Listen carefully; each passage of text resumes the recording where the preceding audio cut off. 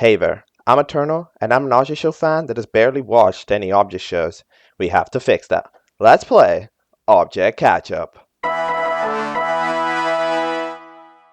Welcome in to another installment of Object Catchup, the series where we talk about object shows right after watching them, whether they are famous, unknown, new, or old. We will give everybody time to shine. Now, this episode is going to be a little different than the average because we're going to be taking a different theme throughout it. During the last few episodes, we've done a lot of specials where we've discussed an entire series, a little bit of a longer one. But in this case, it's going to be different because we're actually going to be talking about a lot of different object shows that have only had a few episodes. However, all of these are relatively new. They released within the past few days. So they're going to have 1 to 3 episodes each, and we're going to be discussing all of them and seeing what we think. All right. Now, yesterday we did the SFAS review. Some of these I theoretically should have covered yesterday. I could have. However, I decided to do the SFAS special because it was just so much. It ended up being a 2-hour video, that one, because you had to watch 2 entire seasons of a show. So I think it makes sense for me to skip it, but I come back for it, and we will be, in fact, back here again for another day of releases because I will try to support everything as much as I possibly can. Now we're going to start off here with the most episodes that we are going to be covering today. It is a show by fella Taylor SMC. They do cool stuff, and their show is called Scribble. Scribble is in all caps, so I wonder if it has any acronym to it or if it's just Scribble, like that's the show. Either way, Scribble 3 released a couple of days ago. However, before that, we have to talk about the other episodes of Scribble, Scribble 1 and Scribble 2. So we're going to be starting off here with Scribble 1. It is called Drawing It Together. So let's get ready for it and let's watch it. Hello there, I have just come back from watching Scribble 1, Drawing It Together, and very, very interesting premise here. So, we are currently set in this. Hold on. Spoiler warning for Scribble. These shows, they aren't very popular, so you might not have watched them. So, if you're in this, make sure, give the support at the very least. I will try to give a rough recap, but in general, we're guessing that you saw it. Alright, so very interesting premise because we're in the Scribble dimension created by Mr. Crayon. However, interesting enough, everybody knows that they have been created by Crayon. It's just apparently not a big deal. That's kind of the the weird thing about it. It is certainly a way. I haven't seen too many object shows approach it like that, where it's like, oh, you made me? Okay, cool. It's usually considered like a big deal, like holy shit, conscience and stuff. Mainly thinking I obviously, but in general, it's usually a bigger deal than it is here. But either way, that makes sense. I think like 2 people questioned it, which was the bottle fella and the CD, which CD is just one of those pessimistic characters. And then eventually they get into the challenge, which is just to draw. They each get a marker and they have to draw as high as they can. Now this challenge, I think it goes pretty well. So this episode is paced correctly in my eyes. I think it's done pretty solid. Considering it's like a slideshowy format, right? Of animation, that means that we can't have too much stuff happening quickly. However, it does take its time to do some things, right? Like when somebody gets kicked around, you do get to see them flying off, right? So, that paced relatively well to where we see the frame and then we see the talk and then we see the next frame, right? Like, it's pretty easy to follow. I think that's a very good thing that it's doing it right. Then let's discuss the characters. So let's start off with CD. CD is the first character to show up because I think Crayon drew them first. As at the beginning, CD is just kind of a hater. Just thinks everything is dumb. Like that's the line. It is, oh, this sounds terrible. Oh no, this is awful. Says that a lot. So yeah, it's one of those pessimistic characters. Then we have Tree, which is sort of this, oh, I'm want to make friends type character. Overall voice acting is pretty solid. Between these characters, I think it's pretty good. Then there's Orange, that's just sort of just the friend of Tree. Pretty nice fella as well. Bottle, which yeah again, like it's a good performance of an accent there. It's done pretty well. Like it sounds good. And then Toxic Waste, which is interesting character. Can they walk? Because their design, they have like one leg and the other one's like way smaller. So can they even walk? I mean, I haven't seen them walk, but of course we're doing sideshows. I don't know if there's a walking animation. Then there's a pickaxe that's extremely shy, and there's some, I don't even know what who that is. It's like the moon, but it's an egg. So which is sort of just the good character. Then there's the two bros, Iron and Gold Bar, which they seem to be bros. This is a type of character pack where I'd usually expect them to be together, but apparently not. Apparently they're different characters. And you can vote for one and or the other. So I mean, I'm sure something interesting can happen with that. You know, in the future, one of them gets eliminated. There's a whole deal going on. There's Chalk. I think it's Chalk. And then there's like some eye beholder fella that's a god or something. And I don't even know what the squiggly fella is called, to be honest.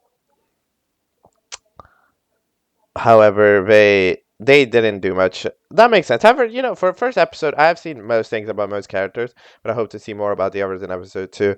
The only character I don't know if the voice acting was great on is unfortunately the host. Like, it's such a voice. I mean, it is a unique voice, but like, bro, it is just voice crack galore on purpose, but it is a lot of it. Which makes it definitely sometimes a little hard to listen to. But yeah, it's a very voice cracky voice. Like imagine like Saw, but not as aggressive. Like it's like that. So I mean, I would tone it down, I guess, or not. But I mean, I guess like I would turn it down a notch personally. But other than that, it's like yeah. All right. So both of the hold on. So the God fella and Squiggly fella, which I don't know the names of, they both rise up because the God can fly, and they both win, which is a little weird as a concept because like I thought everybody needed their own line, which is why I'm a little confused, right? But by bringing up Squiggly fella's marker, they both win, which is interesting that it counts for both. Same thing goes for like Orange and Tree trying to help each other out. Like, why wouldn't one line be like different? You know? Because this is an individual challenge, but people are treating it very team wise. You know? The water ends up splashing out like crazy. It ends up shooting out the water from bottle, which is pretty interesting again. I mean, I'm curious to see if that's the type of trait which look, it's a little bit weird for a first time, but look, if we can see that trait keeping it moving, then I'd be interested for sure. They eventually die out because Orange's remains get thrown at them by Toxic Waste. Toxic Waste also decides to eventually get disqualify Pickaxe just so that 6 people lose. Gold and Iron Bar, well, yet again, they're trying to help each other out, which is, I mean, it's interesting because it's not an individual challenge. Eventually, here, my question is, why was Toxic Waste not up for Elam? That's something I'm not really understanding because he didn't draw a line. Wait, what? Because for as much as the Gold fellas drew a short line, right? Toxic Waste didn't draw a line. Like, that was a different line. Like, he just didn't draw one. So, theoretically, he should have been up for Elam, right? Because who's up for Elam? Tree drew a line that wasn't very big. These two drew a line. Yeah, but there's multiple characters that didn't draw a line. Just like in general. Like toxic waste. Didn't draw a line. Wait a minute. Pickaxe isn't even up for elimination. Wait. Hold on. What's the point of that? Hold on a minute. Bottle, CD, and Orange. No, and yeah, Bottle, CD, and Orange died. And Iron, Gold, and Tree have the lowest stat. No, they're not. They have a stat. What? This is fake. This is not true. Wait. Toxic Waste didn't have a stack. And then who else didn't? Like Pickaxe quit the challenge, but they're not up for Elim? Wasn't that the point? I am mega confused. And yeah, all right. Look, I don't. Maybe I'm missing something of the highest caliber, but either way, I have blabbered on about Scribble one a bit too much. The only other thing I'd like to mention is that yeah, unfortunately, the egg moon fella and then chalk didn't get ridden. They only got one line at the end of the episode. Look, it's okay for an episode 1, especially because they're both safe. But I hope to see an episode 2. All right, let's head into Scribble 2 right now. I've maybe talked already a bit too much. Let's go for it. Scribble 2. Okay, Scribble 2 is called it's called Why Did You Do This? In all caps. It is where the episodes get longer. They gradually get longer by a few minutes each time. So let's see what we got. Hello, I have just come back from watching Scribble 2. Why did you do this? Which is the last line of the episode. And just is the last line. Usually when we're doing titles based on lines of episodes, usually something random in the middle. But no, this is actually like the last thing said. Okay, so let's start with the beginning. So Chalk and the Moon, which I was calling the Moon Egg, found the hit host control room, and it turns out that inside there is the evil, angry fella that snaps everyone with eye laser beams. Which, yeah, unfortunate when that happens. It was pretty. It makes sense. They're trying to. Okay, so this episode has a good amount of complexity to it. Is it understandable? I feel like on average, I am understanding mostly what's going on. There's a few details that maybe I'm not quite grasping immediately. However, I think on the grand scheme of things, I kind of know what's going on, but it's kind of weird. So yeah, they go in there. Then it's the intro. By the way, a good detail about the intro. I am a big fan of the transition into the intro, like the fact that the noises don't just stop and then intro starts. I like how it sort of starts within the intro and then it fades out into it. I think that's a really nice detail, and I'm a big fan. They have the elimination ceremony where Orange gets out with 8 votes, which is a regular amount. Surprised that gold's 0, by the way. For 25, getting 0 is an absolute impressive quantity. Like nothing at all. But yeah, Orange eventually gets out. Tree gets completely saddened by this information because it's all their fault. It's all her fault and stuff that Orange got out. So we have that whole happy character being in depression arc very fast. Took about 7 minutes to go from happy character being extremely unhappy. To be honest. Then so Tape, I think is your name, and the eye fella, they're starting to do scheming. The eye god, they're starting to do some scheming about Crayon, and apparently they want to gather intel or whatever. They want to start. They bring CD into their pack to try to figure out what's going on. Now, honestly, right? I don't know what's up with this red eye fella, because this red eye is like this mystical being that, oh, I know about the evil things that you can do and stuff. Then it's like, why are you here?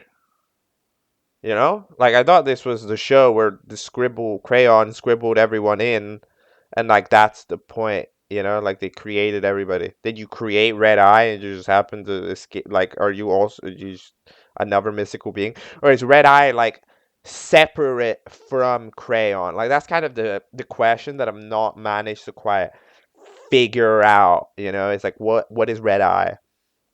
Because it seems to be a more benevolent contestant. It's the only one that can fly and stuff, and the only one that seems to be more keenly aware of the crayon deal. I mean, CD and Bottle spoke about it in episode 1, but in general, like, Crayon's the one who's like, oh, I know you can kill people, you can erase everybody's memories and stuff, which is like, it's interesting, because that means that your memory wasn't erased, which means that, are you separate? Are you not like your own being? You're not scared of the being, according to you at the end. But then what are you doing?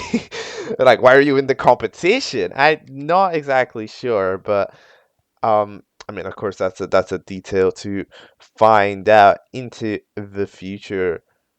So it turns out that when you get eliminated, there's violence. Orange ends up just splattering around completely. Orange juice created um onto the crayon fella. So we found out that the murder pretty bloody. Okay, so apparently, according to Red Eye, Crayon did not know about telekinesis controlling powers before knowing how to erase memories, which is interesting.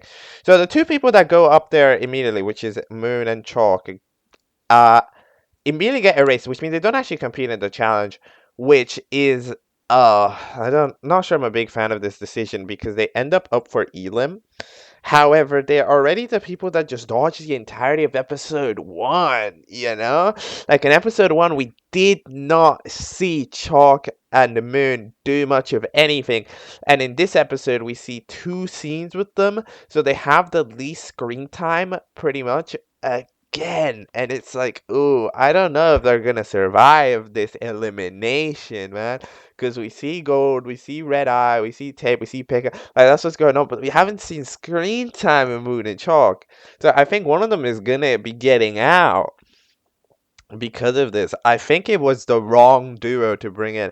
I would have brought in like Gold and Iron Bar, because you saw that they were the fan favorites in the last voting, and so then you could kind of sideline them for a moment and hope and have them be fine. But the duo that already didn't have screen, was forgotten to be written into Scribble 1, it's also not being written into Scribble 2. I think it might be a little bit too harsh to them. I don't know if one of them can survive. I'm feeling all good about Moon right now. I can't lie. But either way, everybody's in the forest of scribbles, which is a place that exists now. And they try to leave. Bottle just sort of gets out very fast. Then Golden Iron Bars do their whole shebang. CD feels very bad for Tree.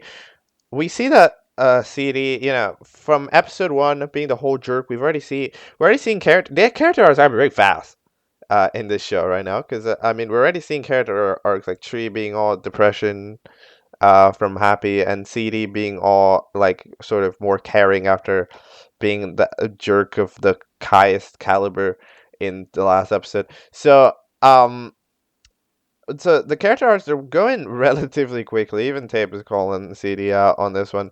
I don't even know what Tree is doing, because Tree doesn't like realize that they were safe until they are already safe. So it's like they were sleeping the entire time or something.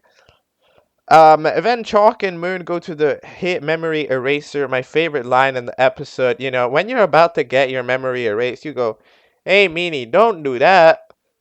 That's a great line. Love that line. It's so dumb. Um, but yeah, so they'll get their memory erased because they saw a poster, which we didn't see. I think. I mean, unless the poster means the door, like the host control door. Um, which, I mean, if you don't want to see that poster, you should have just gotten rid of it. Shouldn't be there. It's like there's a big room called "This is where you control the thing," and then it's like, wow, you control the thing in the room where you control the thing. I ain't seen that before. So Pickaxe ends up for Elim. A gold bar gets sent behind by toxic waste, which means that iron is safe, but gold isn't. Sent back with Pickaxe. And then okay, so what happened? Wait.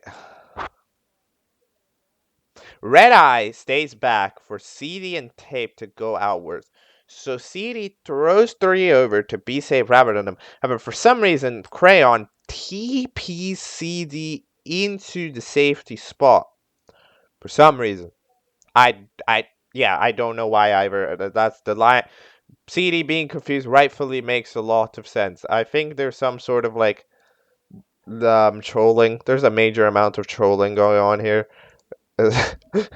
With Crayons being like, "Ha, CD, you thought you were gonna get eliminated. Oh, you're getting eliminated by me." Right? Because they like wanted to be eliminated, so maybe they were up for Elam. They would have, started to figure it out. So yeah, the elimination zone. I think Moon and Charles are pretty screwed because they had so little screen time throughout the 2 episodes. I really would have changed the people that went into the brain eraser because again, these two, considering how little they did in episode 1, I think they start to really struggle to do much of anything. As far as voice acting is pretty solid. Honestly, voice acting is good. Voice acting is good. High quality mics. High quality enough to where you can definitely clearly understand. It's pretty good watch pacing wise, and yeah, it's all going pretty well. Every voice actor does a pretty good job at their role, so it's all pretty solid. And the only other thing I want to say is that okay, so we did get a partial explanation to why Pickaxe was saved. That Crayon apparently didn't buy the story that Pickaxe quit, but like again, it doesn't matter because didn't make a line, which means that you had the lowest line, so you should be up for elimination even if you didn't quit. No, it doesn't matter whether Pickaxe quit or not. You didn't draw a line, so you had the shortest line. Whatever, bro. Crayon, your rules make no sense. I dislike your rules. I mean, the rules for this challenge, I mean, I guess they make sense. I mean, it's a little rigged because CD safe, but other than that, it's like, it's all fair. Okay, I didn't ramble on quite as much in that episode as I did for the last one. So let's talk about Scribble 3 now, which is the latest episode, is the most recent one. Scribble 3 is called The Reasons I'm Toxic. It's the longest one yet. We have crossed the 10-minute barrier by quite a bit, actually. We're crossing into 13 minutes. So, yeah, let's watch Scribble 3 and let's see what we are going to be discussing about here. The latest episode of Scribble. Let's go.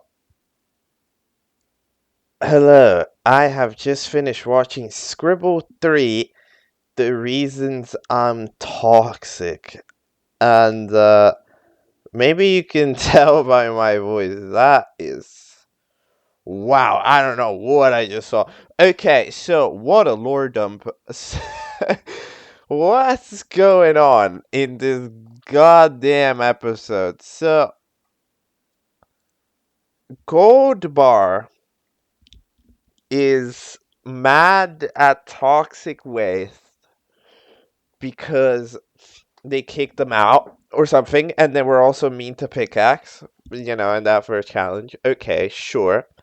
So then that's happening, and then Gold Bar says some evil line, says this is because nobody likes you, and then Toxic Waste has this realization, oh shit, nobody likes me. So then they get sent over into the other dimension, which is called, what is it called? Called the empty dimension. So the total quantity, the dimensions per capita of this show, there's a few of them. Okay, so there's the location overview. Hold on. So there is the regular dimension, okay, which is there's the scribble dimension where we are, where the contestants are. There is the empty dimension, which is a different place where Scribble sends people they don't like or whatever. Sure. Then there is the brain eraser dimension where you get their brain erased, which I guess also probably coincides with the host control room fella thing. And then there's also the forest, which is, I guess, a location in that right world. And then there's also the outside world, which is a different place. Okay, so that's all cool. And then in that different place, that there's a whole shebang happen. So those are the current locations. There's a lot of them, as you can tell. So the elimination happened. Moon got out. That is the most expected thing of all time.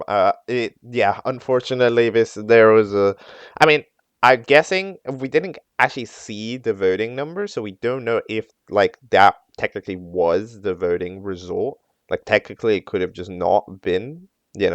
However, we're presuming that Moon did get the most votes and get eliminated. That would make perfect sense. Moon got absolutely scammed in both episodes, just completely not written at all, which is unfortunate there. But it does set up Chalk is now upset. So Chalk is upset because, of course, this is eliminated. Then Toxic Waste goes into the empty dimension because disrupted the show, according to Crayon, because kicked Gold Bar back, which means that they were up for elimination when that wasn't the plan or whatever. So by interfering with the show, that is not what you want.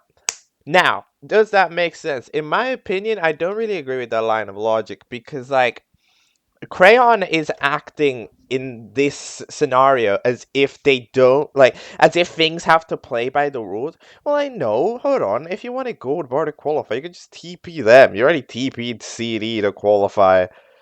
Like if it was that bad of an event that gold bar wouldn't qualify, you could just TP them in. And it's like, well, makes sense, but you've already done it. Like we're not playing by the rules here anyways, right? Like you could just do it. Like you're the evil host fella that could do anything, right? So that is weird. But either way, so Toxic Waste goes into this dimension, fella. Um, and I'm not gonna lie, this episode has some absolutely really, really funny quotes. Like Pickaxe randomly coming in with the biggest wisdom of all time, with some of these. And then also like CD especially. Okay. Dude, I'm sorry. It's just I find this character arc, it goes so fast. Episode 1, CD is all mean and a jerk. Episode 2, CD is, oh yeah, sure, I'll be nice. Then episode 3 is like, you do not understand. I am so lonely, and if I lose you, I will be. It's like it's funny because it happens so fast, but it's written like sort of tropey type style, but it's overall pretty. It works, like we get it. The emotion, like half the cast is just distraught right now. Okay, so that's what's going on over there. Over with CD and Tree. They both just want to be eliminated. Which is love characters that don't want to play in the show. I don't. Who's up for Elam today? No, nobody's up for Elam. I completely forgot. Well, that's the situation. Yeah, I know. It took 3 episodes or to scratch viewer voting. Now, okay, so Laura's radio is in the empty dimension as an old friend of Crayon because they screwed up an experiment or something, and Toxic Waste is like the result of a failed experiment. And then what happened? So that's what is going on. And my friend instant signals. Okay, so they got scammed, but apparently they got scammed to bring the 12 contestants over to them. But how does that work? Because like Crayon drew we saw the contestants being made, like we saw CD you get made, like that's the first scene of Scribble 1. So what do you mean like radio brought them over? That what like okay. This is like there is so much lore being incredibly set. Forced to hear the screams. Um, so, dude, no, I'm just like scrolling through the episodes, skimming it quickly. Dude, there's so many one-liners that are so funny. Oh, he said I'm disliking when it's like, well, you're not wrong. It's like so funny. Um, so that's the thing that happens. Then Toxic Waste decides I'm gonna kick Crayon's ass. when oh yeah, by the way, speaking of which, that's also a thing that this episode has unlocked. People just start swearing now. Radio starts swearing. I think Crayon swears, and uh who else swears? Toxic Waste swears at Crayon. And I mean, swearing in a show is completely fine. It's just like it's, when it starts on episode 3, it's kind of goofy. What even happens to CD there? CD gets like half taken over by Crayon for what reason? Is it even by Crayon? I think it is by Crayon. I don't know why. To be honest, it's kind of weird. So eventually, Toxic Waste tries to rebel at the end of the episode by punching Crayon. Crayon is like, "No, you do not do that." Well, I mean, it's Crayon, so well, you do not do that, and then turns into like the evil entity. Which, to be fair, is actually drawn quite well. I don't. It's like quite a nice drawing there of an evil eldritch monster. As far as evil eldritch monsters go, that one's drawn pretty well. So, and then Toxic Waste get eaten alive and is gone and is eliminated. So no viewer voting this time. No challenge either. It's just gone. So what's the current state of the cast? Everybody's just, this is depression. Okay, so gold and iron bar are relatively okay, no, they're not. Because gold bar is worried because of what they said to Toxic Waste. Which, by the way, I like how Gold Bar goes to check with Pickaxe if what they said to Toxic Waste was fine, when Pickaxe, I'm pretty sure, was not there to hear it. So how do you know? That's another thing that's a little weird. Pickaxe is, I mean, just shy and relatively worried. Whether or not Bottle seems like to be the only character just fine, just generally.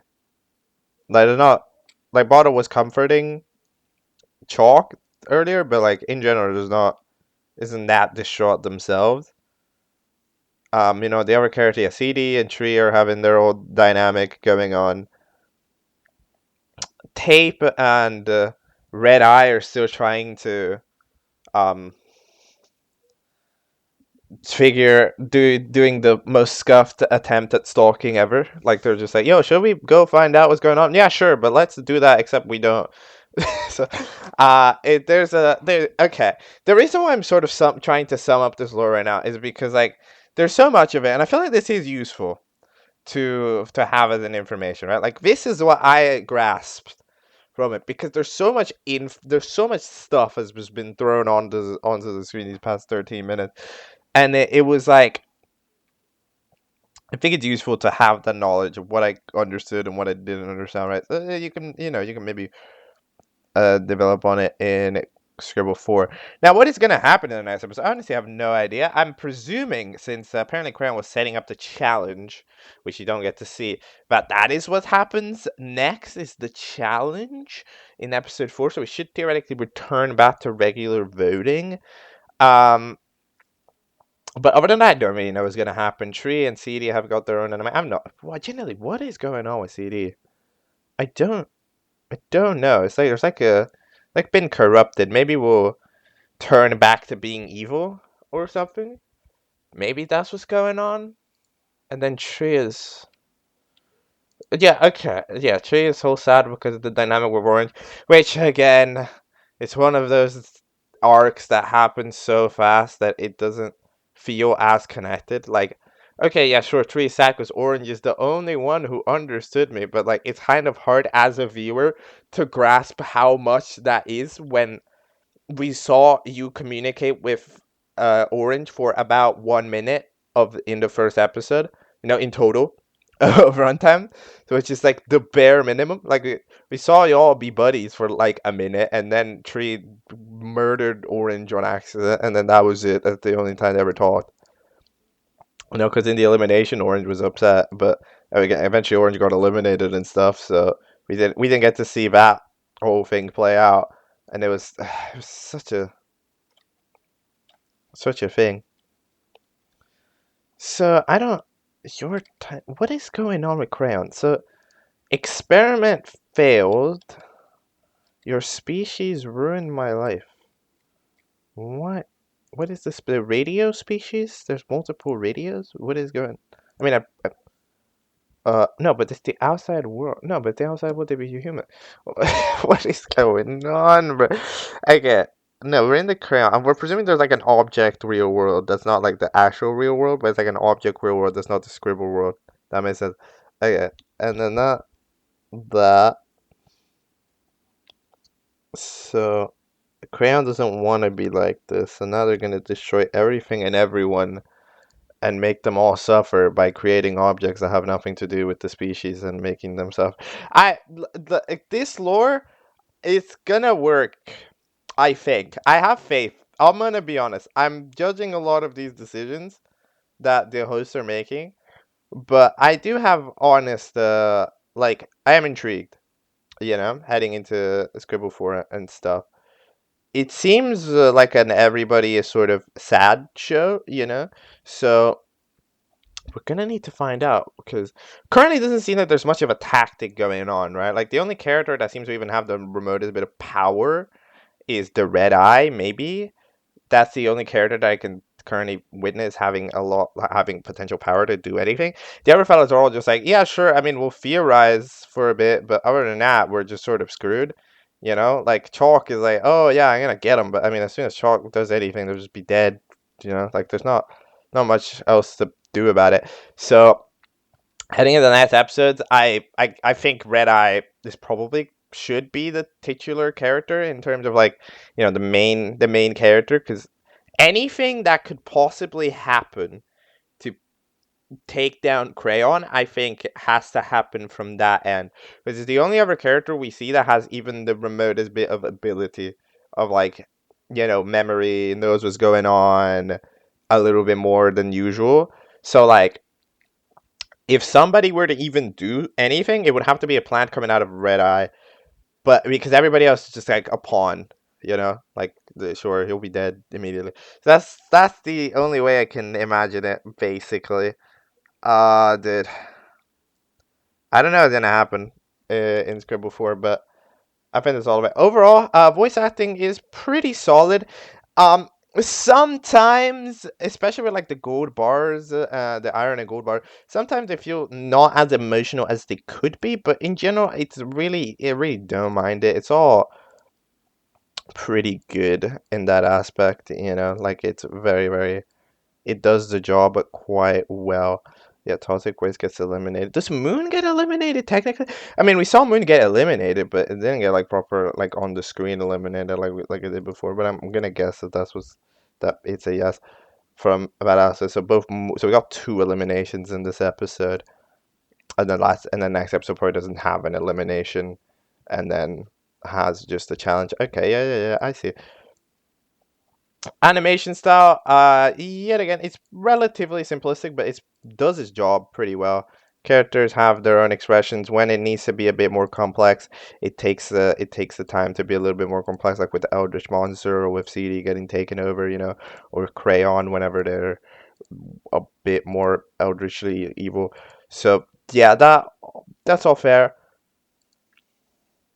Pacing wise, I think it's pretty solid. I mean, this episode, it just has a lot of lore. Like every scene is important. Is what's going on with this episode. That's why it feels sometimes a bit over. Like everything happens and is an important scene, which is why it's like, oh shit, this is like 13 minutes of all thing. I gotta know. But in general, yeah, pretty good. I will keep an eye out on the next one. I gave some pointers on what I've been thinking about with this damn lore, which is it's currently pretty confusing, but in a way where it's like, okay, I know why it's confusing. It's because we don't have all the details. I want to know all the details. Get me Scribble 4, get it released. Come on. Currently, so this happened 2 days ago. Scribble 2 was 2 months ago. And then Scribble 1 was 3 months ago. So it happened every 1 or 2 months so far, of course. But yeah, keep working on it. I will be sure to check out Scribble 4 when the time is right for sure. Do I have anything else to say? Oh yeah, great thumbnails. I didn't say this, but great thumbnail. Scribble 3 has an amazing thumbnail. Scribble 2 has an amazing thumbnail. And Scribble 1 is fine as well because it shows, Crayon and what it needed. So the thumbnails are very well done. And I think that's my review of the Scribble franchise so far. Keep it up. Alright, well, the next object show we are going to be taking a look at is going to be by fellow creator smiwey with 2.9k subscribers as of current. So this is, I think, the remake of a season 1 of a former show that had a name. So this is called SFAS Run It Back, which is a season 1 remaster. Yeah, so Struggle for a Sandwich. That's what a show is. So this, since this is a season 1 remaster, I know sometimes like they would ask you to watch the original. However, I'm gonna say no. I don't think I have to watch the first season. As far as I'm aware, like this is a season 1 remaster. It should be just like season 1. We shouldn't have any previous context, right? Because it's season 1. So I'm gonna just go with it. We have to watch the first episode before getting to the newly released second episode. So SFASRIB1 is called Reintroductions Are In Order. Well, let's watch it and let's talk about it. Okay, so I have just watched Struggle for a Sandwich Run It Back 1, as I said I would, and I must say, I still can't figure out if I'm supposed to not have watched this. Because, okay, so this is a Season 1 remake remaster. So I'm trying to figure out if, like, am I supposed to watch SFAS like to get here? Because I could do that sometime, I guess. But if this is a season 1 remake, of old show that's apparently 3 years old according to the beginning, it's like, I mean, I'll rather watch this, right? But it doesn't seem like it is. But I'm just confused because Hart and Lolly seem to have some beef left over, which is why it's like, okay, is this a thing from the past? Are we supposed to know what's going on? Or are we not? I don't know. This is entirely a mistake. Maybe this is also a thing.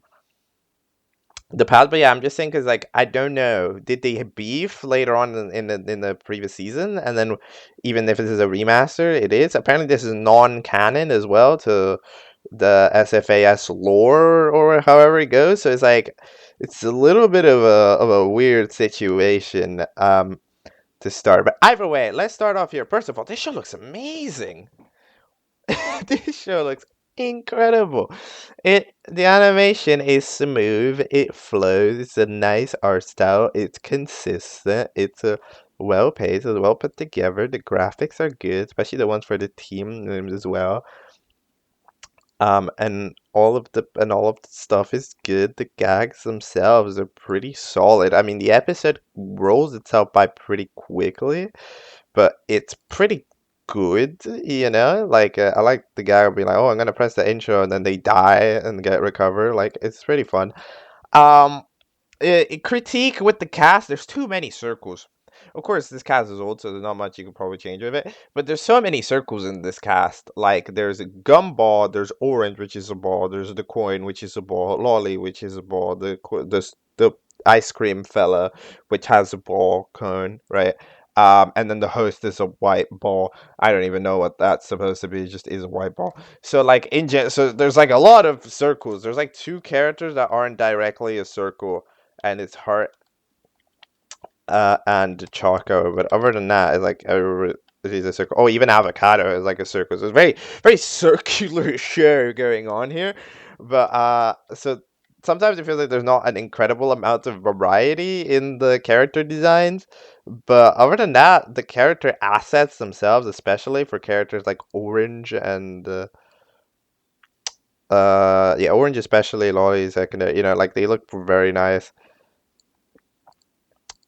So the 2 team names are called keeping others safe. Not each other, just keeping others safe. KOS, which again, good team logo, good animation. The swim team also is pretty nice. Both team names are bad. Has there ever been a show where team names have been called good? I don't think that's ever happened in the history of an object show. Like always when team members are picked, everybody goes like, "Yep, nope, that's pretty bad." All right. I'm like, yeah, I need an object show where people pick team names and everybody goes like, yep, pretty good, you know. But in general, on average, no. And then they will start the challenge, which we don't know what the challenge is, but there's some. Dude, there was one animation specifically that stood out as very good. I think it was the one right before. Yeah, it's the one right before Lolly presses the intro start button, where it's like stop. Like that one was extremely smooth. It's very nice. And then the intro plays. I must say the intro is lovely as well. It's very nice. I get the what the intro is very. I mean, it's very clear, inspired because it uses it as the background. It's static, which is the song by I think Flavor Fully, which is yeah, it's inspired because that Miku has the whole shebang with the poses that get crossed off, and all the characters they get to do their 5 poses. It's a very nice idea to use it as an intro because each character, when a character like when an intro has a character do multiple poses, it's very nice because you get to more clearly see their like personality more shine through in the intro, which is always nice. And yeah, this one does it quite well. It has the names on the top, the character in the middle, and all that jazz. So even though we are using reference material, it is very nice and very well paced as well, with a nice logo as well going with it. But there's a vote, just to vote your favorite. I don't think that this has anything to do with the show itself. Okay, so considering this is a remaster, I'm guessing there's no vote to eliminate in the way that there would usually be, because like I don't know how that would be a thing that would happen, like when we're doing remasters, things kind of have to happen the way that they originally happened, or was going to be just a different show, right? So maybe, although maybe not, because there's this is a apparently non-canon timeline, so maybe this is like an alternate universe where we're talking about it now or something. I'm going to be honest, I'm not 100% sure what this show is still, but I am curious. The main thing is just the animation is lovely. I'm not even gonna lie, the animation is so good. Uh, but yeah. All right, next episode is the one that's super recent. Struggle for a sandwich, run it back to Don't Take the Plunge. Immediately before this episode starts, I don't know why this isn't 1A and 1B. Just saying, like that's how you do it. Like episode 1, okay, introduce, make teams. Episode 1B is challenge. Like that's how usually it goes. But okay, all right, I see you. Let's watch it and let's discuss the latest episode. Alright, I have just finished watching Struggle for a Sandwich, Run It Back to, and yet again, this is lovely. This is so good. Okay, so this looks amazing. This show is so excellently animated. What is going on here? What is this hidden gem I'm finding? What do you mean? How many views? 206. Get those numbers up. Go to the description, click it, give it the like button. But like for real, this is a very nice looking show. Like it's animated very well. Expressions are very nice on these characters. Um, like all of them, to be honest. So the challenge itself is a little basic. So everybody has to cross the bridge, and that's it. There's not an obstacle. There's not anything. Again, I'm guessing we're doing remake, so it's probably a previous challenge that we're doing. Because if this is a remaster, I'm guessing it's the same challenge, right? I mean, I guess I'd have to check. I did not look at it for me to be able to truly know, but that's what I would have guessed.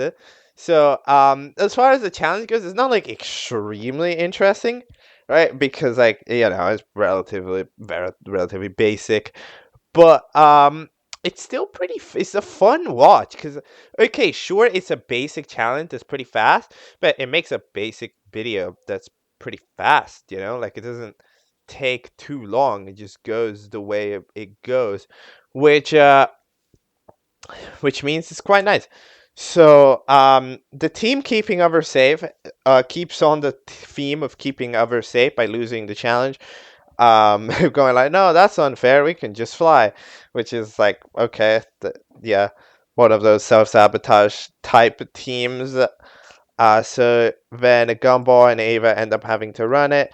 In the other team, it's all going great over in the blue team with who is it? Friggin' ice cream cone fella that I don't remember the name of, and then the coin, which rolls over. Then a chocolate bar is scared of heights, which means that they don't get to cross for a little bit until Lolly just sort of shoves them and goes like, "Go, go now!" So that's what is going on there. So, and eventually Choco gets through it in the nick of time, and then Lolly runs by. As far as favorite characters, I mean, Lolly's expressions are definitely elite. Just try to be one of the characters with the most personality out of the ones that I've immediately seen. Again, these are characters that it's difficult because these are characters that already exist, and I think I have made a mistake by watching this before the original, but this is an alternate timeline. But I don't know. It seems like sort of the type of side show that you're supposed to. It's kind of like when you watch a Teapot short before Teapot. It's like, okay, you could do that, and you are gonna understand it enough, but it's sort of weird, right? Without context of what it's recreating in a way. We do actually have a voting screen, so we are gonna have the proper I guess the alternate dimension play out and how it goes. You know, how is it gonna go with these characters like it now? How's it gonna go like in the modern day? That's not 3 years ago, which is interesting because of course usually a remaster you just remake the episode on one, but in this case no, we're actually proper doing it different, which is interesting. I mean, as far as the team going up for Elam, the other team, in my opinion, should definitely have lost. Because in this case, two of the characters, Heart and Orange, have not literally weren't in this episode. Like, they didn't do anything. No, like, genuinely, they're physically not present. Other than the intro and outro, they are not in the episode. Which means that you don't want that to happen. You know, you want the team to be eliminated to be the team that has the screen time evenly shared, because that way you get to see everybody vote for who you dislike. In this case, it's not good because you don't get to see Heart or Orange at all in this episode. So it's like, well, I'm gonna vote one of them because they didn't do the challenge. Right? That makes the most sense. So, wait, hold on a minute. Orange can fly? Wait. No, you can't. Hold on a minute. Two of our contestants can fly. I just noticed this thing. Oh, wait. Two people on my team can fly. What? What type of lore is this? Orange flying. I just discovered new thing that I didn't know about. I now know about. Okay. Yeah, Heart can fly. I didn't know Orange could fly. What? Okay, alright. My mind has been blown. Uh so that's what's going on. But either way, I mean, yet again, this is a run it back. This is a remaster, so you can get away with it more because the people who are usually the audience for the show will know the characters from the past. You know, they will know Heart and they will know Orange. Okay, so that's all. That is all fair and stuff. And no, wait, Orange, you can fly. I'm trying to. I'm looking at. No, you cannot fly. What? At least I haven't ever seen you fly. What? Okay, Whoa. Whatever. Um. Yeah, that's the whole thing with it. So it's still not good in my opinion to put them up for elimination, but if we're saying that the audience is people who watched season 1 originally and are now in season 2, so they would know and like Heart and Orange, especially if they watched episode 1 earlier, although it is 4 months old now for any viewer that's watching on time. Seeing it be the way it is, it's pretty, like, I get it. Okay, sure. I still wouldn't do it, but I get it. Um, so that's that. I mean, lovely show in terms of like watching it for sure. The challenges are a bit that challenge was definitely basic, but it looks so nice. It flows really well, especially like that challenge explanation shot looks amazing. Like it looks proper out of like a BFDI. So like yeah, show looks amazing. Absolute props where props to do. Looks great. Keep it up, and I guess I'll have to catch up on the actual struggle for a sandwich main timeline at some point, because I think I maybe did a wrong decision watching this before the actual show. But either way, that's that. Keep doing what you're doing, because I don't know. Because I'll be honest, that show it looks really good. All right, next year we're going to be taking a quick observing is a BFTOC created by Mr. Wacky Cartoons. Very small channel, 13 subscribers, 4 videos. One of which I think is half of an episode, if I'm not mistaken. So, going with the playlist at BFTOC, there are 3 videos to watch. We're going to start off here with BFTC 01. No, BFTC, but it's a goofy set of letters. BFTOC 1, which is called baldi bombastic.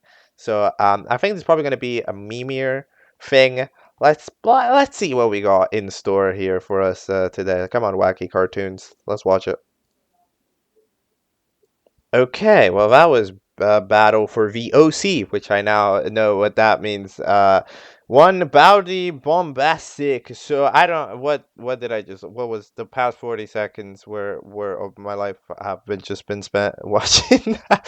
No, that is okay. So that is meme haven right there. Okay, so let's try to make the most sense of it as we possibly can. So there's the host called Grave. There's this OC fella that's super small that we are apparently winning. So there's a total of 3 contestants, I think, in this show. One of them is a TV head that I guess creates baldi bombastic, the video, the meme, and makes a shit ton of money and has a YouTube play button now. Secondly, is some like baby fella that is fat or something. Then there is a fella with Sonic looking hair that laughs a bit and dies. I don't know why that happened. And then there is another fella that looks hilariously similar to the previous fella. They just don't have antennas. That's the only differentiating trait. That is what even are you? You say you love funk. Okay. Then the host has a pretzel. Somebody eats it, and they're safe, I think, because they ate the pretzel, which means that yeah, the fat one is safe because they ate the pretzel, which means that there's 3 characters up for Elam, which is TV head with no antennas, and fella with the Sonic hair. So okay, to be honest, considering how nonsense that felt when watching it. Now that I've actually explained it, there was like a decent amount of sense in it. I mean, I don't know what I'm looking at. This is okay in the nicest way possible. This is what an object show would look like if it was brain rot. So I don't think there's much I can review with it. I think we're just gonna give a super quick swap to BFTOC 1.5, which is called The Secret Characters. The video is 4 seconds long, so that's not giving it a proper introduction. Alright, come on. Well, I just watched BFTOC 1.5 in record speed because that episode is 3 seconds long. So I think one of this fella's friends, justcustomm, is the secret contestant, and there's really not much else to say. So there's 4 contestants. There might be 5 unless this episode's a joke, but I'm gonna guess it's not a joke. So we might have 5 contestants in this next episode, BFTOC 2, which is significantly longer than the other one. It also released one day ago. It's been 4 months in the works, maybe. I mean, I don't know. It's been 4 months since the last one, so I am pretty ready for it. Let's hit it. Come on, BFTOC 2, just custom. Yeah, that's also the name of the episode. Let's watch it. All right, I have just finished watching Battle for VOC2 Just Custom. Now, okay, what happens in this episode yet again? It's it makes a mild amount more sense, but also it doesn't really. So let's start here with the elimination ceremony. So theoretically eliminated should be Mr. Sonic fella. Okay, look, they said the names, but I did not understand. I did not catch them. I'm not gonna lie. This breakneck speed. I did not catch the names, to be honest. So it gets 2 votes. It should have been eliminated, but no, doesn't actually get eliminated because Robot Fellow, but the one without antennas, TV head without antennas, decides to quit because I got too much stuff going on, which is not something we knew before. So then they get sent away by Grave into a surprisingly well animated couple of seconds. I don't know who did that getting up there with color and everything, but whoever did it did a pretty solid job there. Then the challenge is to murder the Just Custom. Now, poor Just Custom. I don't know what bro did to warrant having an entire challenge be to murder him, but I don't think apparently there we go. Haters, the poor fella. Maybe he wanted it. Maybe there's a masochism going on. So the fat fella eats because they're fat. The other one launches them with money, and then the dead Sonic fella, when you touch him, you die. So that's what's going on. Apparently, the Duke Galere 2 won the one with the most kills. I don't know which one that is, to be brutally honest. But either way, it doesn't matter because Just Custom did another one. Ends up going like, yo, can I join? And then they go like, yeah, sure, you can join. Why not? And then that happens, which is cool. But then they also win the challenge by default because apparently there's sympathy or whatever because everybody felt bad. And then we head into the voting, which is between the 3 characters: Dead Sonic Fella, TV Head Fella, and Fat Fella. So I do not know what to tell you about this episode. I'm gonna lie. I'm not gonna lie. Analysis wise, it is tough to analyze because it is kind of just a meme. You know, like it's just kind of a meme. Like, what do you mean 6 months have passed? You know, like in general, I probably what I would do is I know this sounds very anti um what I've been saying about the show, but I'll put more stuff on screen, you know? Like I would like if there was just, I don't know, for example, an arrow pointing to who won or just more stuff going on screen to like emphasize the text, especially because like the speaking goes so fast, uh and it's usually not with very high quality microphones, unfortunately, which means that I honestly didn't catch like half the speech in this episode on my watch. It's kind of unfortunate. So that's, I guess, the main recommendation for the future. But other than that, I mean, I'm not gonna judge this too much. It's sort of just like it's a meme brain rot type object show, and if that's what it's meant to be, that's what it's meant to be. Me personally, I mean, as far as the elimination's concerned, if the other one got 3 votes, it really doesn't, there's not really any method for me to figure out who would get eliminated. At this point, you usually just go with whoever has the worst design. And I mean, I guess the most crude one is the fat fella because it's very clearly like a stretched out image. So maybe I would go with that. But I mean, it's kind of hard to, it's hard to tell who would get eliminated with this little votes. There's not enough of like a mob mentality to be capable of figuring it out. But yeah, no, just shout out to whoever did the shot of the TV head getting eliminated because it was a very nice getting up animation, to be honest. So good job to them. And that's all I'm gonna say to this show. I mean, I guess keep an eye out. It shouldn't theoretically have too many episodes because there's four contestants. We should have like 5 episodes if I'm not mistaken. So yeah, just keep an eye out. We'll see. You know, it should be a relatively quick romp of a show, and I mean, I guess I'll keep an eye out for future stuff. All right, now I know that we're 1 hour in. However, we have 3 more shows that we're going to be taking a look at today. All right, they are all on their episode 1s, okay, and I'm very curious about them, to be honest, and I want to know what they are, and I could have waited till tomorrow, but I want to watch it today. All right, we're gonna have another long little episode here, but I want to watch it today. I want to discuss it today. The first one looks extremely interesting from seeing it. It's called FILED2B. It is created by Z, or 666er. It is honestly the only like proper video on the channel that's like of this type of style. It's called Found, and I don't know. I'm really interested in this, so I have to watch it today. I'm sorry. I'm sorry. All right.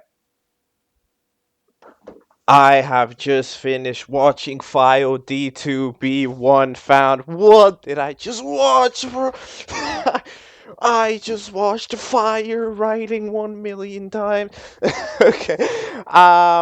So, all right. This show is unbelievable. Okay. All right. So, um, immediately, first of all, I'm going to preface this by saying, uh, I know that there's a subset of object shows that is like the one style, because one obviously is a big object show. I have not watched it, because again, that's why we're doing Object Catchup. I want to watch new stuff, but eventually we'll get to old stuff as well when there's time, like for example, one and all the other big shows. However, I know there's that subsect, and at least animationally speaking, this is quite similar style, like art style, to that for sure. Now, in terms of vibe, I don't know. I don't know the vibe of one. I've never watched it, but it seems somewhat. It's vaguely similar, but also no, because one has a different plot point as far as I'm aware. So okay, what's going on? So Mr. Spencer, which is a sticky note dispenser. Never heard of that, by the way. I don't know what I have. What is it? I've never heard of that object. But there's a sticky note dispenser with a crack on it that's never asked or explained. They give everybody consciousness by clapping. Um, and then they try to explain everybody their thing. So they're called consciousness. Now, so they give everybody consciousness. 5 fellas. They give 5 people consciousness. Now, how they're doing that, we obviously don't know. What they are and how they are, we don't know. But we just know that Spencer is this sort of entity that is capable of teleporting, of constructing the challenges, of taking consciousness and not taking consciousness. So then with these 5 fellas, they create a show. They create this competition show, which is called the, like, dude, where, I mean, it doesn't have a name, but whoever wins the show gets to lose their consciousness and go back to being an object. And then whoever loses gets to keep their consciousness, but in their object form. So they won't move. They'll just think forever and not talk about it, which is insane. That is crazy.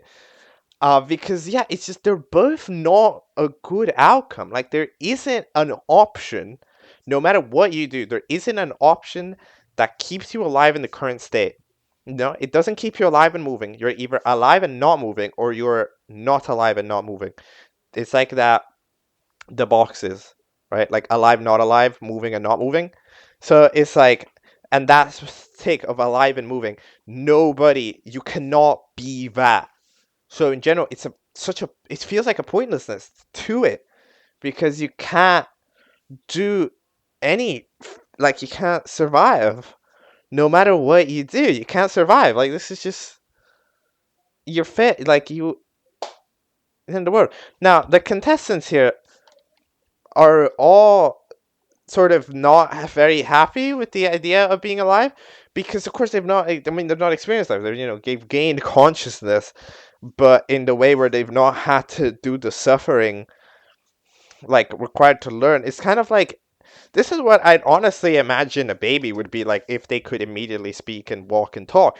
Because it's like, have you seen how much a baby cries? It's like the amount of like suffering you got to go through to get that knowledge of Earth. And then these fellas, they kind of give me that vibe of like, yeah, I understand. Like, there's a lot of thoughts going on and confusion and feelings and sadness and stress and being scared of what you're seeing, not knowing what you are. And it's like, it is such an interesting damn concept, bro.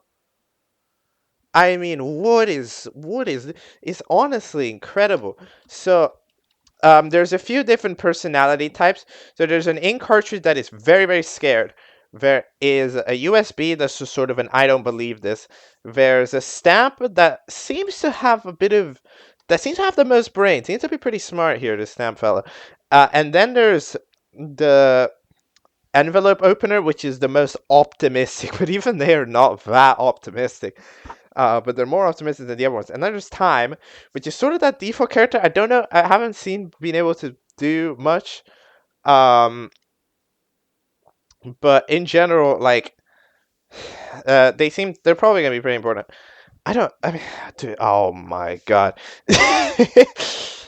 So this host, all right, this Spencer is the most awkward type character of all time. Like, they speak in such a slow, in such like a overly relaxed, quiet tone to everything they say, regardless of how they say it. I don't know if they spoke their voice up to more than like -10 decibels, and just the vibe it gives off when we're like in such a situation, it's sort of interesting. And also their explanations are fucking bullcrap. They just go like, "Oh, you think I'm evil, but I didn't do this because I'm evil. I did this because I want you to feel the life with stakes or whatever." And then they did that explanation like 1 million times. Um, I must say, from an animating perspective, it's a pretty smart like shot. Because they spent like a solid 3 minutes using the same like animation shot of Spencer on the white background, which it makes sense, makes perfect sense. It was a nice watch. You get to hear them speak, and all of that stuff is not a very fast-paced show. So pretty nice to keep it moving to actually get these shows done. Because now it's super hard to get these small shows out of production. So they did well to keep this happening. Like, I didn't design this to be cruel. Top 1 quotes that are said 1 million times. So they do the show. They both try to experience whatever. Then so they both try to live life a little bit, walk and do whatever. So Stamp fella has a thing that they stamp on when they sit down. Marlene V. Ashwell, 66 Paper Street, Lincoln Park. Paper St. Lincoln Park. I don't think this is anything. I mean, it is something important, probably.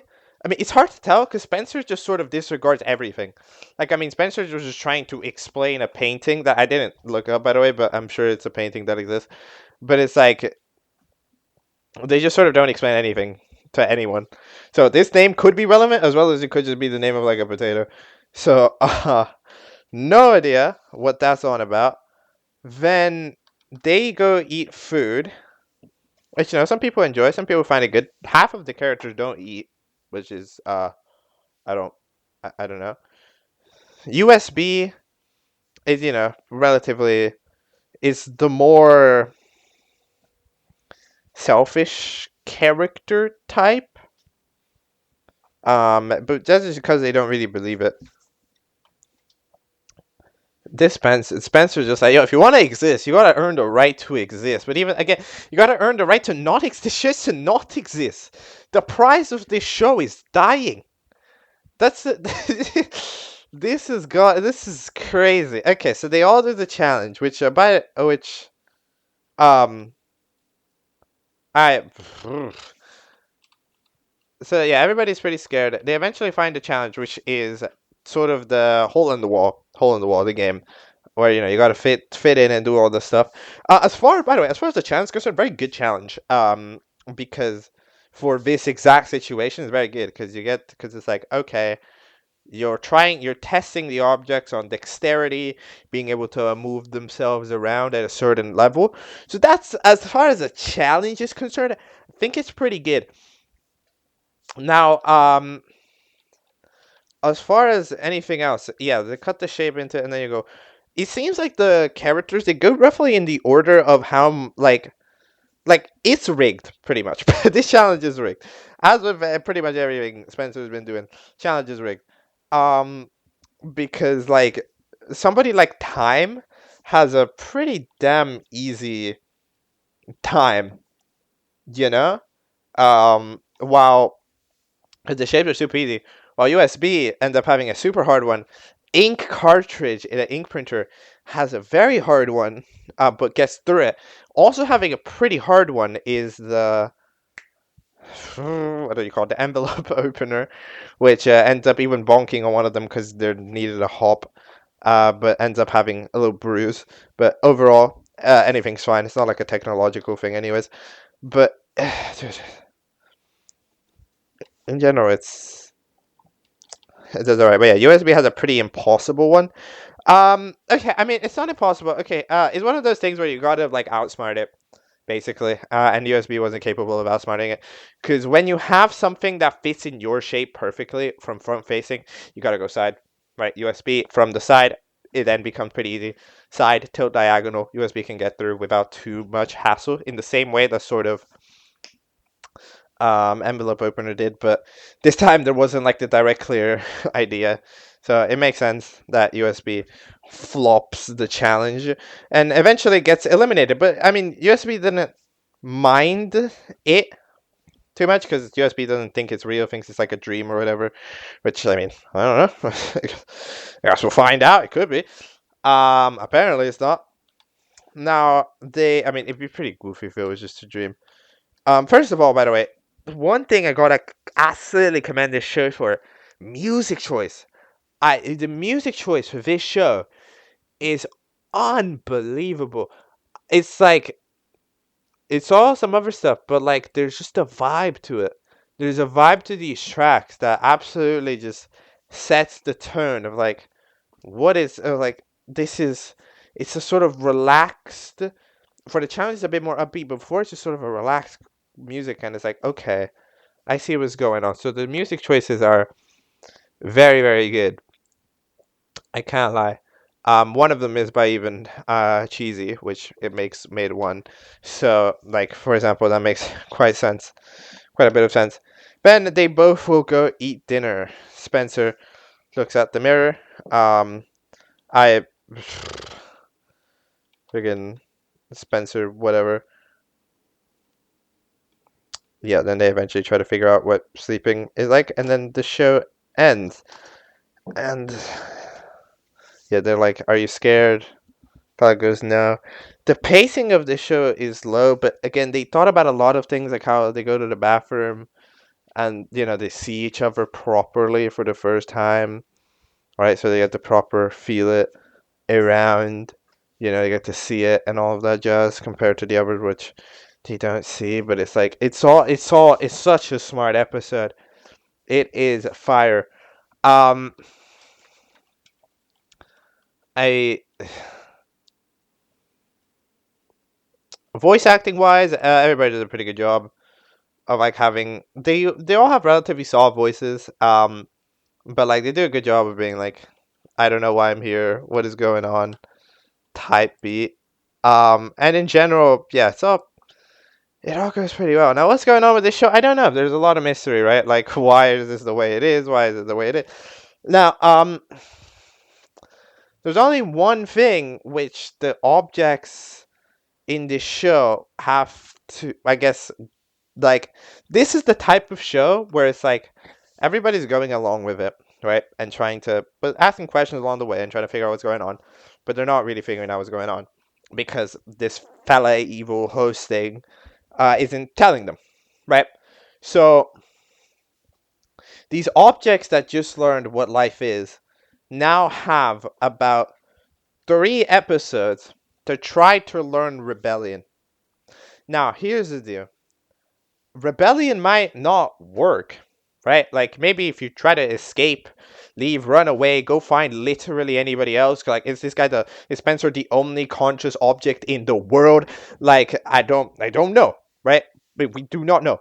But somebody has to try to leave. Somebody has to try to escape. Somebody has to try to go find out what's going. Like, you don't have to follow necessarily, right? Which nobody knows what happens if you don't. Maybe you leave and then you'll be dead. The Spencer will find you and go like, "Oh no, you don't." Boop, back to being dead. But it's like it's one of those things where it's not what people. First of all, that's the prize. Being dead is the prize. That's what you want to do. But and secondly, it's like I you just don't know what's out there. Like, somebody has to try to figure it out. I don't know who would ever do it. Stamp is my go-to because Stamp, piecing it together a little bit here. Time also asking a few questions here and there, being like, "Yo, what's up with the painting?" Stamp going like, "Yo, what's up with the name?" Some people are asking questions. Now we need somebody to take the gun and go, "No, we're not going to do this. I'm going to be going." And then what happens, but somebody has to try, basically. If somebody tries, then that's the correct thing to do within the universe of the show. Because they could just do the show and be the way it is, but it's not going to be that interesting. So basically, that's my prediction of what's going to happen. Somebody has to learn Rebellion and try it. Then the Rebellion might work and something might happen, or it might not work, and then the others will at least be made aware. All it takes is one person to try breaking the rules until the others figure out what's going on, right? Because again, Spencer won't tell them. Spencer's not going to say anything. Spencer doesn't say a damn thing. Like, they have a crack on it, and that's about it. Like, nobody even asked about that crack that's foreign within them. They could be old. It could be an old object. Maybe they gain consciousness and ask them. Maybe they gain consciousness to somebody else. Maybe they want to show. I don't. We don't know. But it's an absolutely amazing little episode 1. It sells you on the idea so much. It gives you wonder. I really like episode 1s that give you wonder. Because in an episode 1, you're not going to be able to make many things. You're not going to be able to set many plot points and ideas. But it's enough to, give you wonder. It's like make you think, what is gonna happen? What do I want to see? What is next? It gives enough crumbs to keep going, especially because this cast is super small, right? We're in a super confined area. There's about 3 rooms. We don't get to see outdoors. There's no windows anywhere. There's not a damn window. Like, what if we don't even know if that was we don't see the painting? Maybe even. What if Time just looked at a window of the outside world and was like, "Yo, we're painting this." It's like, we don't like. There's so many ideas for this to go on, and I am absolutely into this. I am into this, and I'm upset I didn't watch this early into the video, but I am. This is fire. This is fire. Zero and your team of VAs and animators, if there's a team, and music or whatever. Y'all did great. Amazing little thing. And I mean, I think we've noticed. I mean, you got 10,000 views on a channel that's pretty much completely inactive. Is very nice. So yeah, you did a good thing. You did a fire thing, and thing the audience has taken note. I think that's all for my analysis of FILED2B. I gave some theory about what's gonna happen. I analyzed it a little bit, but everybody's really good. It is an amazing little concept, and I hope we get to see more of it. at some point in time, and that it doesn't go in the dustbin of cancelled stuff. Fire. All right, final two things we're going to be discussing. We're going to start with another little object share. It is called Tiny with Two Eyes. It is created by fellow Teal Leafy. 543 subs. It released 1 day ago. There's how does it lava? They created they created a lot of little object shows. I don't know if any of them finished, but either way, this is the latest one that released 1 day ago. The title of it is called "It's All Yours." Let's watch it and let's talk about it. I have just finished watching a tiny episode. I'm gonna call it tiny. I don't know how else it would. I don't know. Oh wait, the stands for "This island is now yours." Now, what do I think of this episode? This episode is a bit confusing, to be honest. So, all right. It does the episode one thing. You know, a lot of episodes do. Where episode one is usually frolicking. In the way where characters, you know, are just walking around and sort of chatting to each other. You get to see stuff going on. It doesn't really matter that much, and it is happening. You know, we get to see, like I don't know the names of anybody, but either way, yes, like they're playing a board game at the beginning, and then the fella says that the game sucks. Then the alarm clock fellow, which speaks exactly like Remote with the same voice and everything, is talking with some like note taking thing. Says the weirdest quote I've ever said. Why does this deserted island have water? It is an island. You are. It is. That's what an island. It has water around. It has a water around it. That's how an island. That's how an island works, which is interesting. So then the alarm clock gets splashed by the water, dies. There's like a chicken nugget potato thing, but don't worry. What even is this? It's like a pin, but it looks like pin, but it's like a milkshake. It's like a juice box, maybe like a apple juice. I'm gonna say it's an apple juice box. Wait, thankfully there's a hit black boxy thing that exists that revives dead contestants. Something blue spawns out of it, some like cupboard, and does it. There's also a fry with a ball in the middle of it. I genuinely cannot tell you the names of any of this cast. Unfortunately, the assets aren't like very obvious. Scrub Daddy apparently doesn't speak, just stares ominously with an awkward face. I like that asset, to be fair. The asset for Scrub Daddy, I think, is pretty solid asset. Then there's Turkey, which speaks with. I mean, it looks like a baseball bat. I know they said a different name. I don't know what name it was that they said for the baseball bat, but either way, yeah. There's a Lavajuice fella, which that asset is also pretty solid. I enjoy that asset. I like how part of it's broken and is like dripping out. I'm a fan of that asset. You know, I'm also a pretty fan of the power brick because I mean, there's been quite a few power brick designs before, but this one actively has the hand to be the plug, which I think is pretty creative because I don't think I've ever actually seen that, which is very nice. Then it drops onto like rainbow ruler gradient, and then orange juice comes in, or lemon juice, or whatever you are. It hosts a show where the winner wins the island, and then the intro plays. The intro is okay, you know, it's serviceable for a show of this level. And then afterwards, I have no idea what happens. Generally, that final scene with like the stock cube effect, no clue what that is. I did not understand it. I tried looking at it again. I did not understand it. Maybe it's an outro, or something, but it's weird. And then we get the credits. So, I mean, it's one of those episode ones where, yet again, we don't actually get to see a challenge. It's more of a 1A type deal, which fair enough. What do I think? I think that this episode didn't give anybody time because there's 15 contestants in 3 minutes, which is too many.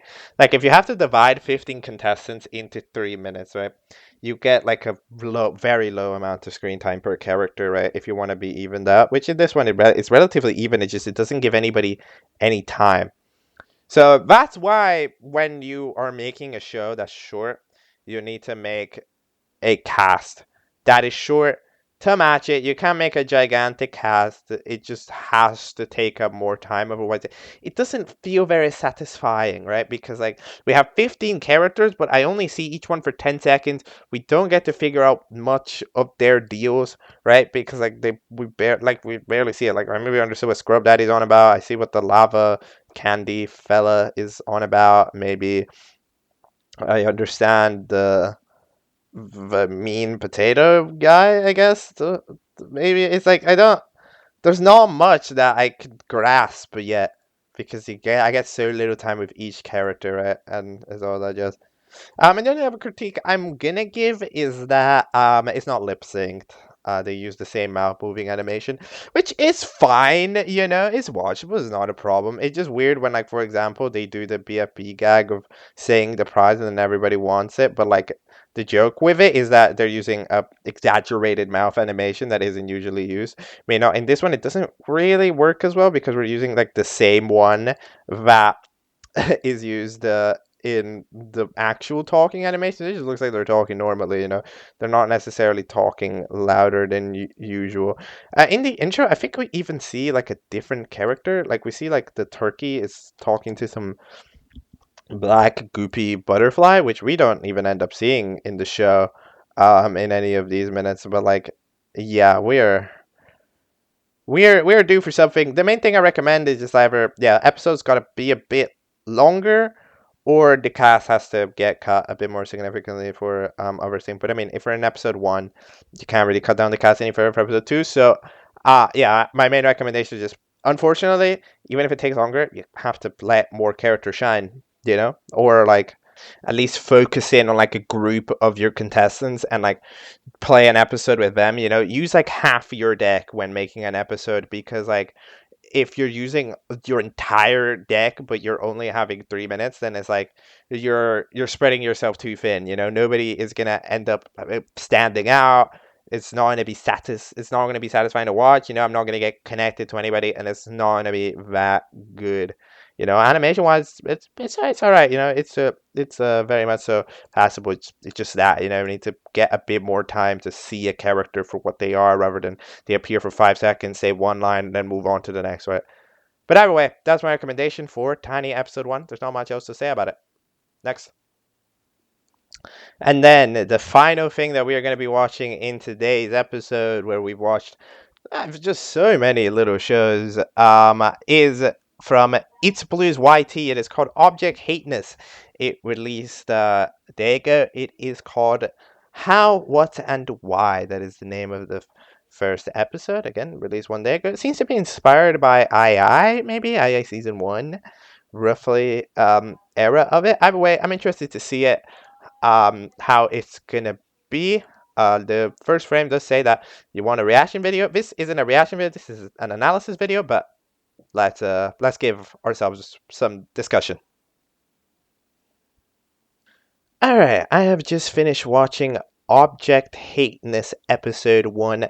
How, what, and why, and I will be given my honest opinions of it. So, all right, what do I think? Firstly, now, let's first talk about what the show is. So, Microphone, which is a character, is competing to win a grand prize of $1 million. There's a cast of a few fellas. Some of them, I think they're nearly all assets from other object shows, or at least I recognize some of them. Some others I don't, but they're probably from some smaller shows, as is mentioned. I know that like there's the little phone, just the object oppose, which I don't think is something I have seen. I mean, I'll look this up very quickly, but I mean, it does seem to exist. So, these assets do tend to be from things. Then the first challenge is to run across windy bridges, survive a floating parkour, and make the final jump. Now, we don't actually get to see any of this. But unfortunately, we don't get to see the challenge in the we don't get to see the competition in the competition show. So, that's a little weird. I mean, I understand that it's hard to make, but like it's the most important part. Like that's the part that we gotta see, right? Like it's sort of weird. Teams are made. By the way, why are the teams like? Why is Team B like double the size? It's like 7 people. No, it's 8v. It's an 8v5 team B. Like, I don't, why?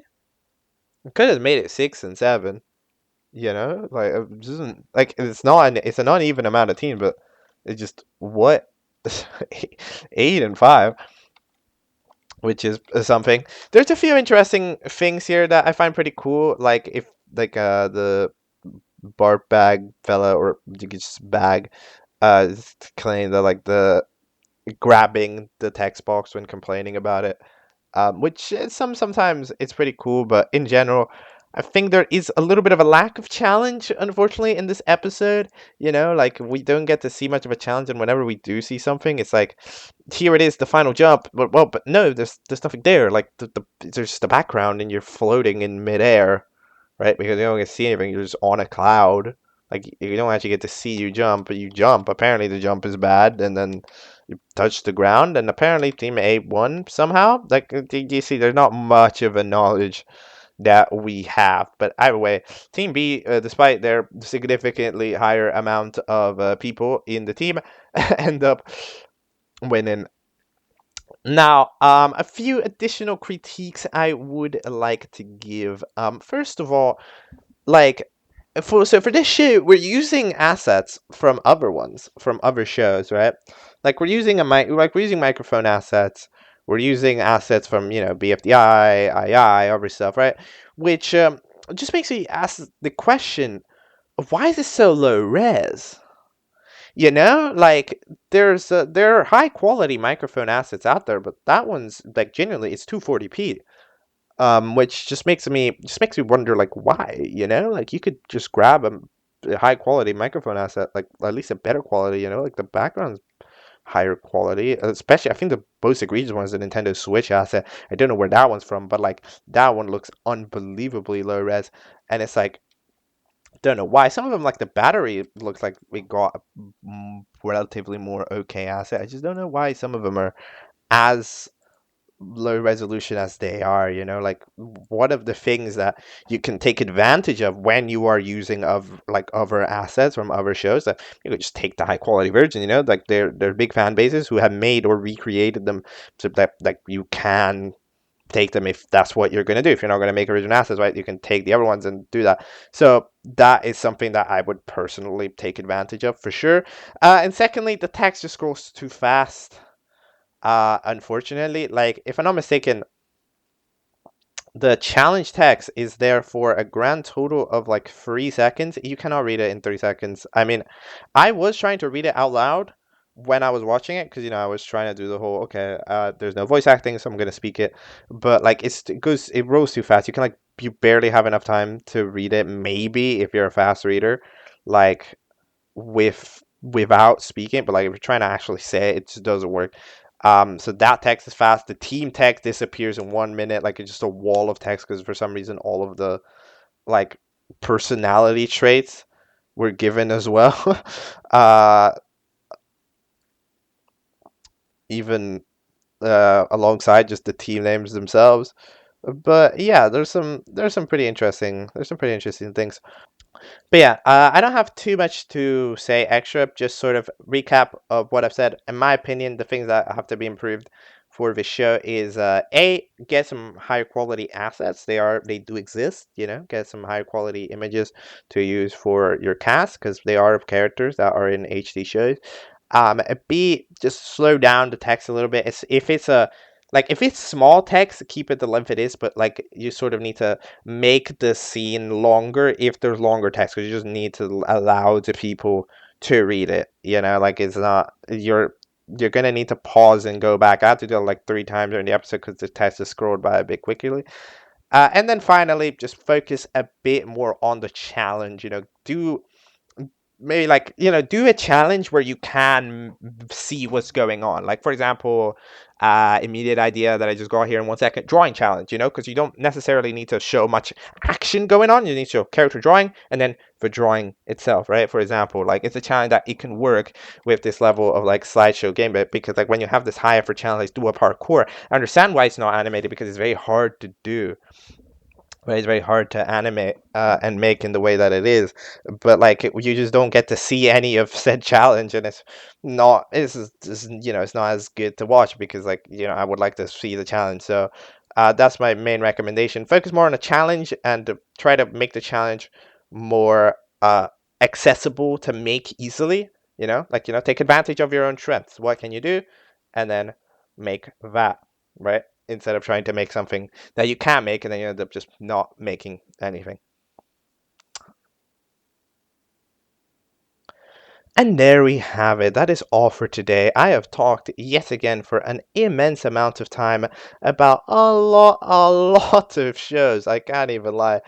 Um, generally, we have talked about so many shows here today. And yeah, it was just kind of, the overdue from the last few days because I should have talked about a bunch of these yesterday, but I didn't because we had to talk about Asto Simbib. But yeah, shout out to all these creators. Keep doing what you're doing, even if I wasn't the biggest fan of your show.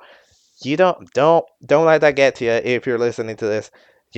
Take it as an opportunity to try to impress me next time because I know that you can do it. And with that, that is all for today. Tomorrow, no idea what's going to happen. Depends on the scene. And we'll see y'all next time now that we're all caught up. Goodbye.